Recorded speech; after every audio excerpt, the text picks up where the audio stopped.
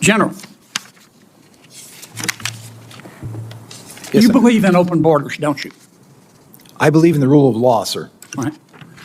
And it makes you angry that President Trump does not believe in open borders, doesn't it? Senator, I'm not here to discuss immigration policy. I'm here to discuss whether or not we use the military to enforce it. And it makes you angry that most Americans don't believe in open borders, doesn't it? Not in the slightest, sir. Again, I am not here to discuss the immigration policy. Yeah.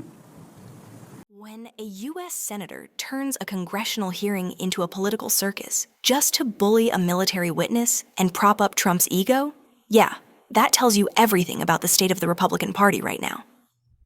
What we just watched wasn't oversight. It wasn't governance. It sure as hell wasn't about national security. No, this was yet another Republican spectacle designed to distract from the real crises this country faces.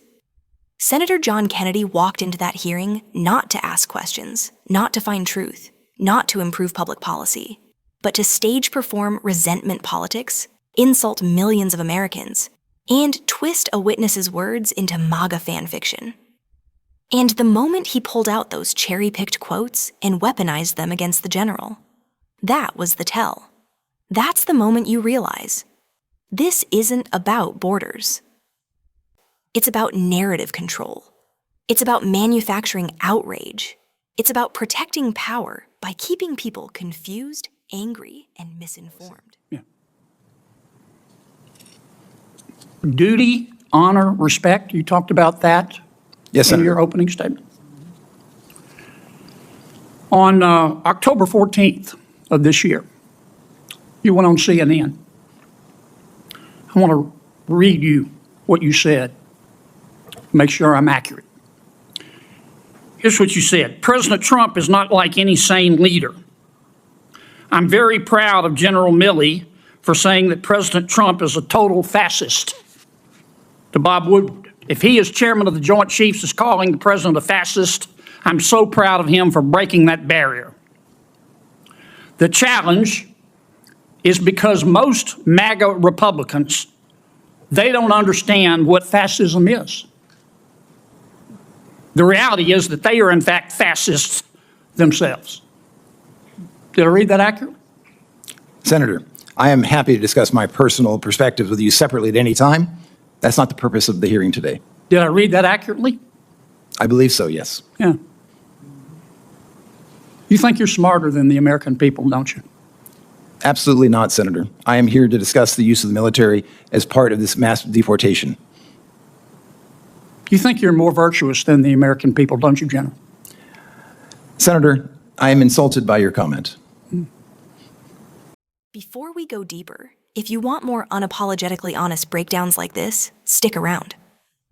I love having thoughtful people here, and I'd love for you to stay plugged in. Because what Kennedy did in that chamber goes far beyond one hearing. It's part of a pattern, a deliberate strategy to rewrite reality, demonize dissent, and intimidate anyone who refuses to bow to Trumpism. Let's start with the obvious contradiction. Republicans claim to love law and order, yet they attack any military leader who dares criticize Trump, even when that criticism is rooted in defending constitutional norms.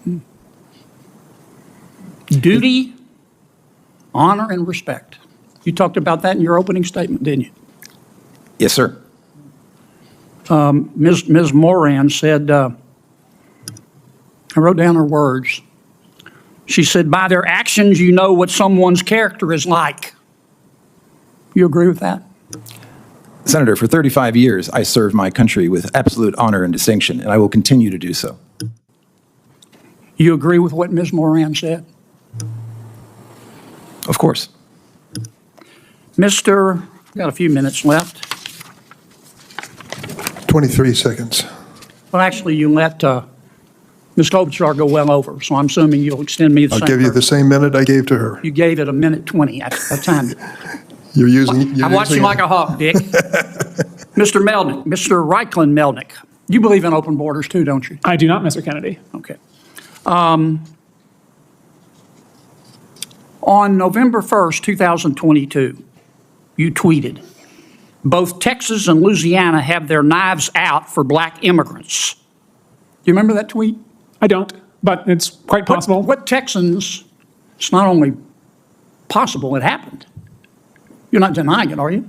No, I'm saying, referring to the Texans? context. Who are I you actually talking don't to? know the Who context. are you talking to about who in Texas had their knives out for black immigrants? Guessing the context, but my suspicion is Give it me a has to name. do the Give me a Attorney name. General Ken Paxton and the Give me a Attorney name. General of Give me a Louisiana. name. I just did. You don't have a name, do you? I just said Ken Paxton. You don't have a name, do you? You just said it, didn't you? Just said Ken Paxton. All right, how about Louisiana? You said Louisiana has its knives out for black immigrants. Who in Louisiana were you talking about? Again, I'm not certain. That was 2 years ago, and as I'm sure you know, much has happened in the last 2 years. Well, did you say it? Again, I do not remember the context. But you don't. Senator You said Kennedy. somebody had their knives out from Louisiana for black immigrants, but you don't know who they were. You just said it. I said the Attorney General of Louisiana and Texas, and I believe this referred to specifically lawsuits brought and arguments that were made in court that the arrival of Haitians I'm out and of time, others but I were want to get you inherently on the dangerous, record. which was You not- Thank you very much, Senator. believe Appreciate that the your Attorney questions. General at that time of Louisiana had his knives out for black immigrants. That's your testimony. Given their Thank you, Senator litigation Kennedy. conduct, yes. Senator Hirono. Thank you, Mr. Chairman. Kennedy pretends to care about character, but ignores the character of a former president who tried to overturn an election. He pretends to care about duty, but he's performing for Fox News soundbites. He pretends to want truth, but every question is a trap engineered to provoke a sound clip, not uncover reality. This isn't oversight, it's political theater. And the script is always the same. Create a villain, claim victimhood, demand loyalty. Kennedy frames the border as man-made, and guess what? He's right. But not in the way he thinks.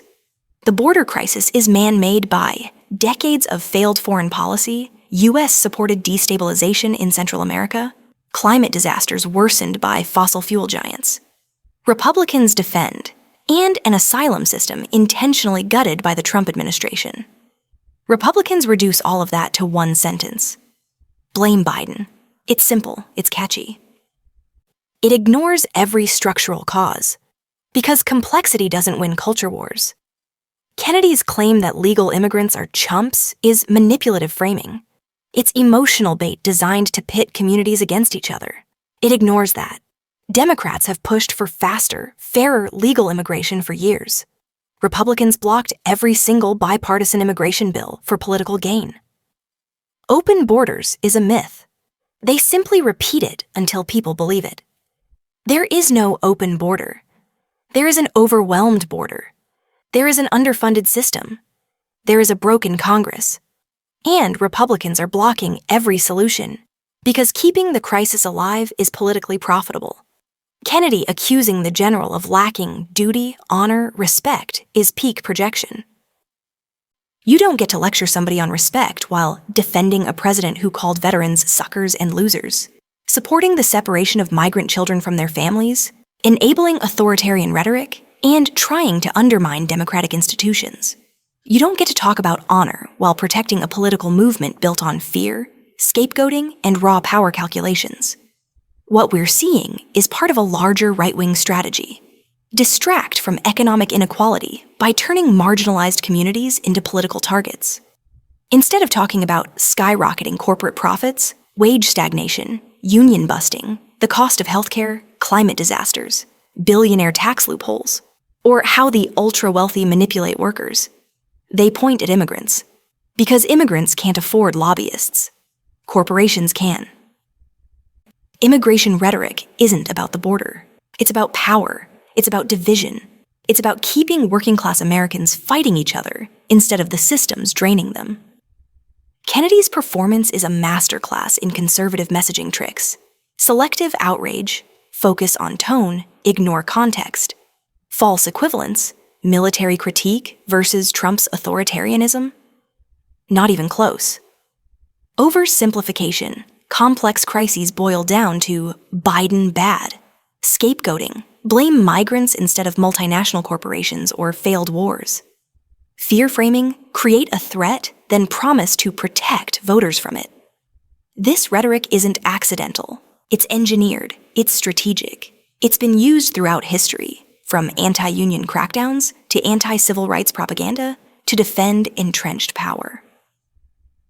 Here's the truth. Democracy doesn't crumble all at once. It erodes when intimidation replaces inquiry, when performance replaces policy, when political bullying replaces honest debate. Kennedy's interrogation wasn't strength. It was insecurity. It was a loyalty test disguised as patriotism. Real duty is standing up for democratic norms. Real honor is telling the truth even when it's unpopular. Real respect is remembering that leadership is a responsibility, not a weapon. And that's why we call this out.